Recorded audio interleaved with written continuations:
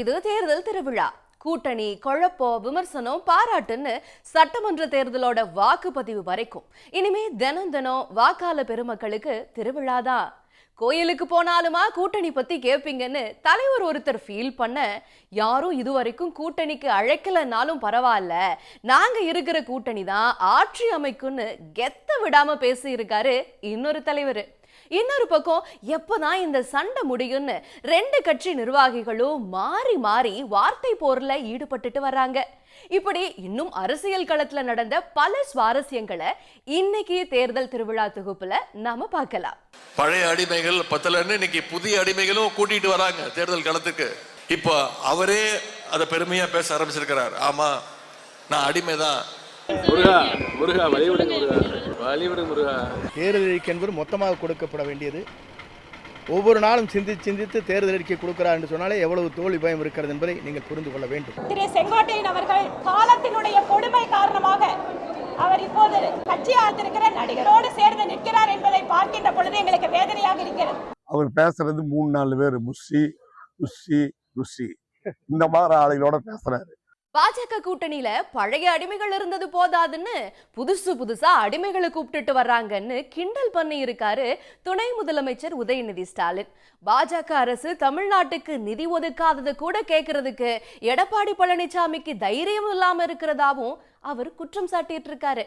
சமீபத்தில் ஒன்றிய அரசு பட்ஜெட் கொண்டு வந்தது. தமிழ்நாட்டுக்கு ஒரு திட்டத்தை கூட ஒன்றிய பாஜக அரசு அறிவிக்கல. ஆனா இதையெல்லாம் கண்டிக்க வேண்டியது எதிர்கட்சி தலைவர், நம்முடைய முதலமைச்சர்கள் கண்டிச்சிட்டார்.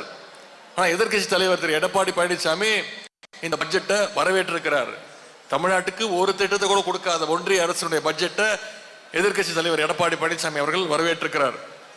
அது மட்டும் இல்லை, இன்னைக்கு நாம தான் அவரை கிண்டல் அடிச்சு பேசிட்டு இருந்தோம், அடிமை அதிமுக, அடிமை எடப்பாடி பழனிசாமின்னு.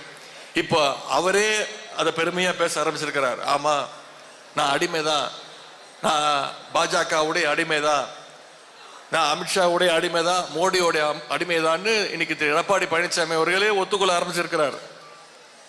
அதனால என்ன தப்புன்னு கேட்கிறார். பழைய அடிமைகள் பத்தலன்னு இன்னைக்கு புதிய அடிமைகளும் கூட்டிட்டு வராங்க தேர்தல் களத்துக்கு.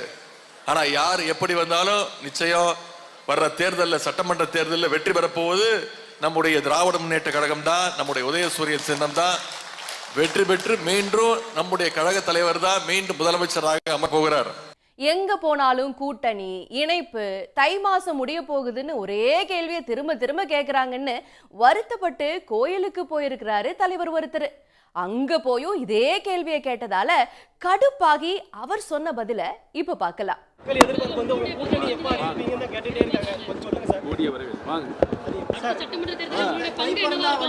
சொல்லுங்க பெரிய மனுஷன், 9 நாள் இருக்கு, வாங்க 9 நாளுக்குள்ள சொல்லுங்க, வாங்க. முருகா வழிவிடுங்க,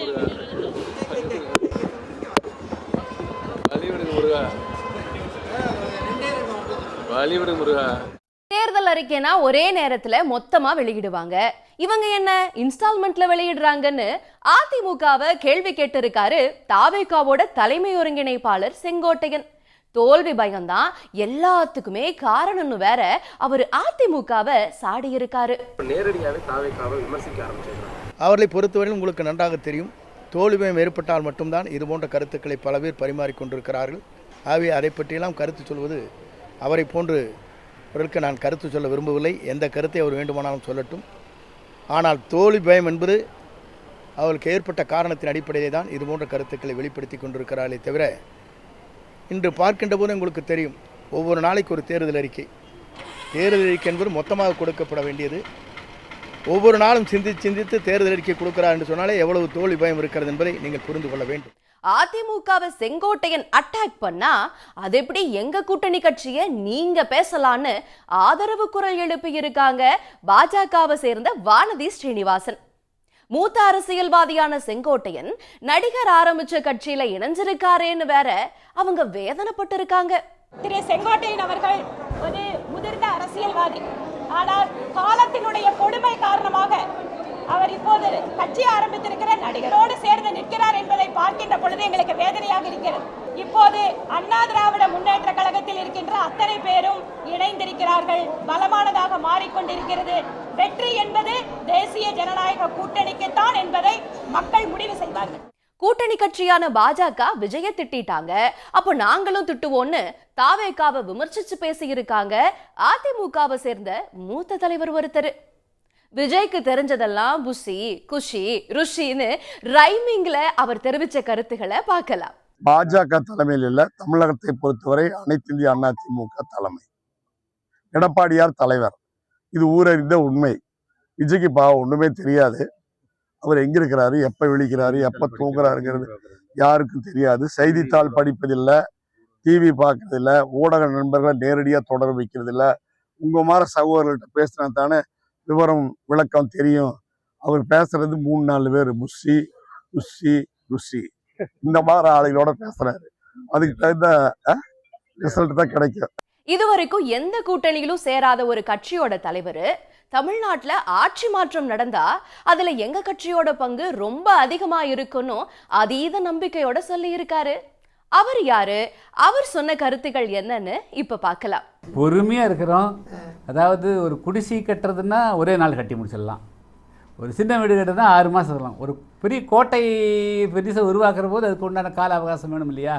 நல்ல ஒரு வலுவான கூட்டணி இருக்குன்னு நினைக்கிறோம். அந்த கூட்டணி அந்த கூட்டணியில் குறைந்தபட்ச அம்சம் நாங்களும் இந்த மக்களிடத்தில் சொல்லக்கூடிய பல கருத்துக்கள் அதில் இடம்பெறும் நினைக்கிறோம். இது போல இன்னும் நிறைய சுவாரஸ்யமான அரசியல் கண்டென்ட்களோட உங்களை தினமும் தேர்தல் திருவிழால சந்திக்கிறோம். நன்றி, வணக்கம். உடனுக்குடன் செய்திகளை தெரிந்து கொள்ள சன் நியூஸ் பெல் ஐகானை கிளிக் பண்ணுங்க.